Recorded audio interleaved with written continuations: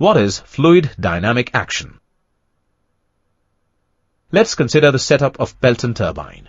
We see that as the water exits from the nozzle and strikes on the runner vanes, it makes the runner to rotate, thus generating electricity.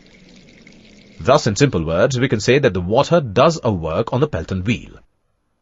In this process too, the rotating vane or the runner changes the stagnation enthalpy of the water moving through it. In this whole process, the hydraulic energy of water gets converted to the mechanical energy of runner. As a result, the mechanical energy of runner further gets converted to electrical energy.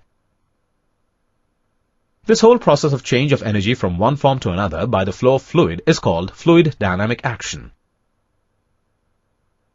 Thus, fluid dynamic action is the process of striking of fluid on the turbo machine in such a manner that energy gets transferred either to or from a continuously flowing liquid.